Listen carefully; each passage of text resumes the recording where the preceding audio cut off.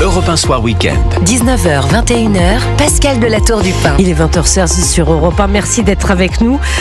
Stéphane Bern nous fait l'amitié de nous consacrer un peu de son temps précieux pour réagir évidemment à ces images, à notre cathédrale Notre-Dame de Paris qui a retrouvé sa superbe. Bonsoir Stéphane Bern. Bonsoir Pascal, bonsoir à tous. Merci d'être là. Je voudrais savoir d'abord votre sentiment. Vous, évidemment, président de la mission Patrimoine en péril. Votre sentiment après avoir vu ces images, peut-être ce matin, d'Emmanuel Macron à l'intérieur de Notre-Dame. Est-ce que c'était un moment important, Stéphane Bern? Oui, je crois que surtout ce qui était important aujourd'hui, c'était de rendre hommage aux femmes et aux hommes qui ont travaillé pour que ce miracle s'accomplisse, c'est-à-dire qu'en 5 ans, on puisse rebâtir Notre-Dame, la restaurer et qu'elle puisse retrouver sa splendeur passée, telle que on l'a aimée, telle qu'on aimerait, on voulait la retrouver. Donc, je crois que c'est important, ce moment solennel où le président a remercié les femmes et les hommes qui ont rendu cela possible. J'ai trouvé son hommage très émouvant aussi au général Georgelin, parce qu'il fallait un chef, évidemment. Je me souviens très bien de ce que m'avait dit un jour, lorsqu'il avait été nommé, le général Georgelin, il m'avait dit... je lui disais, mais pourquoi est-ce qu'il vous a choisi, vous, un militaire? Il me dit, justement, il y a une bataille à mener, et parce que c'est impossible, comme c'est un ordre, je le ferai. Incroyable. Et il l'a fait. Alors Philippe Jost, qui lui a succédé, a mis ses pas dans les siens, et c'est vrai que c'est une chose tout à fait admirable qui s'est produite. Mais je crois que c'était important de rendre hommage aux femmes et aux hommes qui ont rendu possible cette restauration de Notre-Dame de Paris. Rebâtir Notre-Dame en 5 ans, mais c'est un temps record. 700 compagnons, artisans, chefs d'entreprise, architectes. C'est un travail incroyable. Est-ce que c'est une prouesse selon vous, Stéphane Bern? Oui, c'est une prouesse parce que, si vous voulez, il a fallu des décennies pour bâtir Notre-Dame de Paris il y a 850 ans. Et là, en 5 ans, on a pu la retrouver. Mais les moyens modernes ont été mis en œuvre. Il y a à la fois les moyens très modernes et très traditionnels. Quand je dis des moyens modernes, on avait une photographie 3D de chaque détail de Notre-Dame de Paris. Ça, c'est quelque chose, elle avait été photographiée en 3D. Donc on savait la refaire, en fait, par ordinateur, etc. Mais ensuite, alors, je sais que ça peut faire polémique, mais elle a été reconstruite à l'identique, c'est-à-dire avec la forêt, cette charpente extraordinaire. Alors, certains disent, oui, mais on a coupé des arbres, et de toute façon, on les coupe. Et de toute façon, une forêt s'entretient, et les gens, notamment les propriétaires privés ou l'ONF, tout le monde a été fier de donner un chêne, un arbre dans toutes les régions de France quand il a fallu choisir les arbres pour reconstruire la charpente. J'ai eu la chance de monter dans la charpente il y a quelques jours. J'allais vous poser la question. Vous avez eu cette chance-là d'avoir vu l'intérieur de Notre-Dame, oui. Alors, cher Stéphane. Vous savez, Pascal, j'avais eu cette chance de la voir en 2018, de monter dans la charpente qui était d'un seul tenant et qui datait du XIIIe siècle. Et incroyable. Là, j'étais monté dans la flèche, puisque j'avais fait une émission Secret d'Histoire en haut de la flèche de Notre-Dame, et de voir, de retrouver cette charpente. Mais comment dire, adapté aux contingences modernes. Je vous donne un exemple. Maintenant, c'est vrai qu'elle n'est plus d'un seul tenant. Il y a des portes coupe-feu. Il y a tous les 20 mètres, je ne sais pas quoi, des brumisateurs. Au cas où la température monte sous l'effet d'un feu, eh bien, on envoie non pas de l'eau, des jets d'eau, parce qu'on sait combien ça peut faire de dégâts, mais une sorte de douche comme ça, qui calme la chaleur. Enfin, c'est incroyable ce que la technique moderne a permis de faire pour que Notre-Dame s'adapte aussi au monde contemporain. Moi, surtout, si vous voulez, l'émotion, c'est quand vous êtes dans la cathédrale qui a retrouvé sa blondeur naturelle, sa beauté. tous les fils ont été dissimulés dans les dalles qui ont été refaites. J'ai eu la chance de pouvoir aller discuter avec les femmes peintres qui ont refait toutes les chapelles latérales. Tout d'un coup, on retrouve elles retrouvent leur couleur, leur beauté. Le marbre a été refait, petit, comme une mosaïque, si vous voulez, pièce par pièce. Et puis des miracles, il y en a eu plein. Il y en a un qui me touche particulièrement, c'est la croix du chevet n'est pas tombée. La Pietà qui avait été voulue à la fois par Coixvox et par Cousteau, le vœu de Louis XIII réalisé par son fils Louis XIV et ensuite enfin par son arrière-petit-fils Louis XV. Donc tout cela est resté, n'a pas souffert de l'incendie, mais il y a eu quelques gouttes de plomb qui sont tombées dans la main du Christ.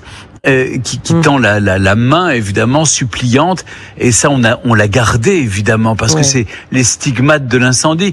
Mais si vous voulez, de voir tout ce qui a été réalisé, quand j'ai eu la malchance, je dois dire, de voir Notre-Dame après l'incendie. J'avais mes larmes pour pleurer, c'était effroyable, et là de la retrouver si belle, c'est une émotion.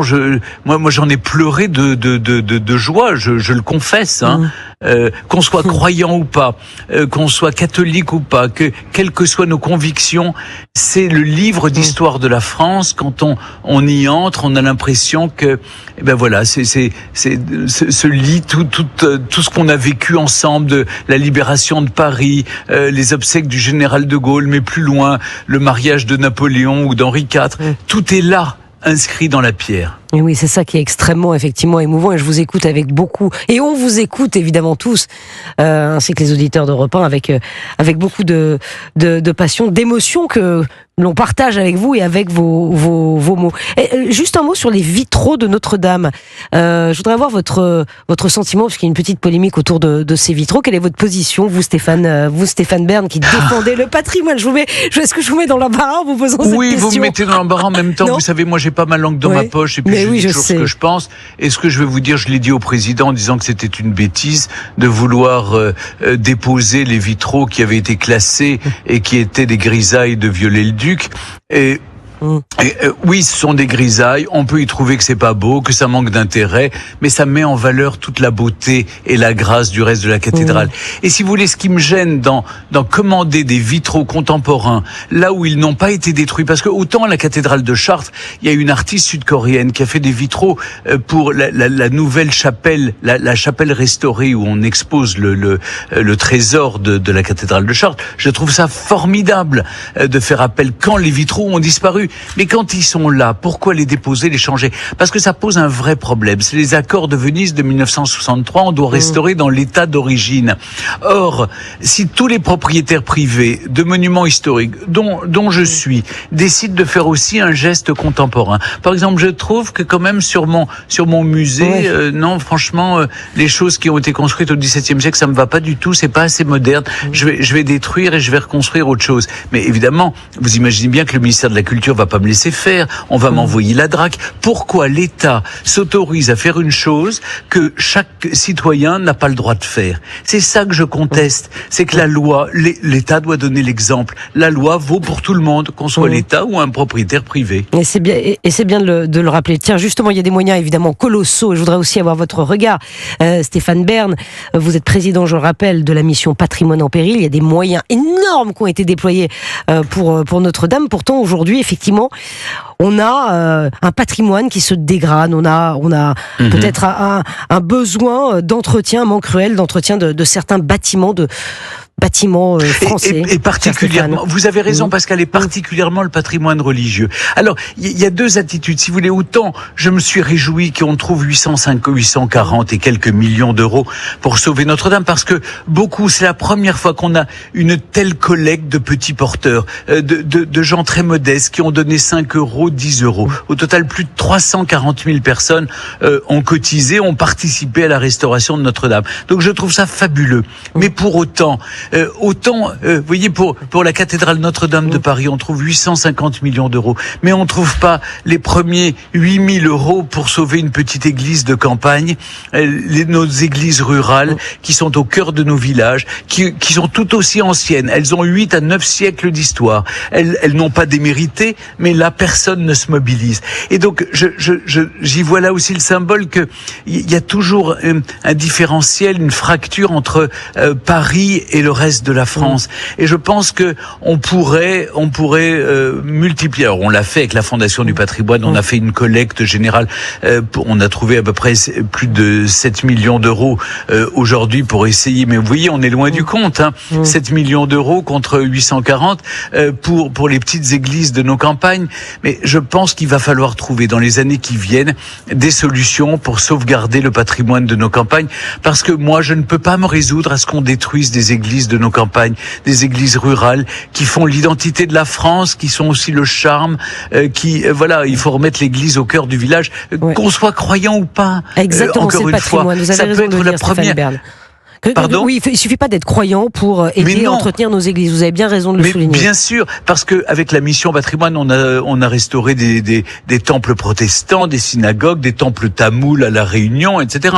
Peu me chaud la religion en question. Je pense que le patrimoine religieux est important dès lors qu'il y a des gens qui y viennent, qui prient, qui communient, qui y vivent, et que ce qui est important, voyez-vous, c'est souvent dans les petites églises de campagne. C'est le premier réveil à la beauté. Un enfant, dans un village, c'est la richesse d'un village. Dans mon village, à pas, il y a l'église abbatiale. Les gens viennent, il y a des milliers de personnes qui se déplacent chaque année pour voir notre église abbatiale. Et enfin, on est en train de la restaurer.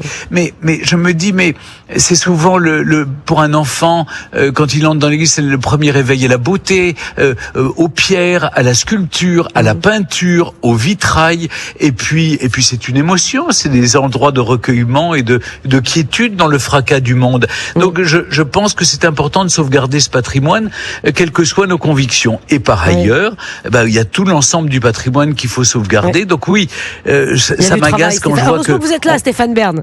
Heureusement que vous êtes là pour le dire et de porter cette mission. Vous avez raison. Non, mais Stéphane Bern, est-ce que vous pensez, par exemple, juste une petite question, l'idée de faire payer l'entrée de Notre-Dame, je sais pas si ça pourrait s'appliquer, je sais pas ce que vous en pensez, vous, pour justement aider. Je vais vous faire une réponse tout à fait hypocrite. Je pense qu'on doit entrer à Notre-Dame librement si on veut prier. Maintenant, pour les touristes en short et appareil photo en bandoulière, je me pose la question. Mais c'est vrai qu'il y a la loi de 1905 qui oblige l'État à restaurer les églises. Maintenant, vous savez que vous payez pour Notre-Dame. Quand vous voulez visiter les tours, vous payez. Quand vous voulez voir le trésor, vous payez. Quand vous voulez voir la crypte, vous payez encore. Donc de toute façon, il y a des dérogations un peu partout dans les cathédrales, mais on ne le dit pas évidemment. Mais je pense que si l'Église s'y oppose, c'est parce que elle n'admettrait pas que ce soit l'État qui touche l'argent pour entrer à Notre-Dame. Mais écoutez, quand vous allez à la place Saint-Marc ou à la cathédrale de Vienne ou n'importe où, il y a une file pour ceux qui vont prier et il y a une file pour ceux qui vont visiter et il y a 2 entrées. Alors on peut risquer, mais qu'importe. Mais je ne suis pas fondamentalement partisan de cette solution. Je pense que c'est plutôt en Allemagne, vous savez, vous payez un impôt si vous voulez, soit un impôt à l'Église catholique, soit un impôt à l'Église protestante ou la religion que vous voulez, mais ce qui permet d'entretenir le patrimoine. Peut-être il y a une solution à la française à trouver parce que l'État a moins les moyens et surtout une chose, les collectivités territoriales n'ont plus les moyens d'entretenir le patrimoine. Vous voyez bien les communes n'ont plus d'argent. On a besoin de vous en tout cas, Stéphane Bern. On a besoin de vous. Je suis désolée. Je vois bien que vous êtes là. Merci infiniment. Je rappelle à nos auditeurs qui vous connaissent par cœur que l'on peut aussi vous écouter du lundi au vendredi sur Europe 1 dans votre émission Au cœur de l'histoire de 15h à 16h. Merci infiniment, Stéphane Bern, d'avoir été en direct avec nous sur Europe 1 ce soir. Merci à vous.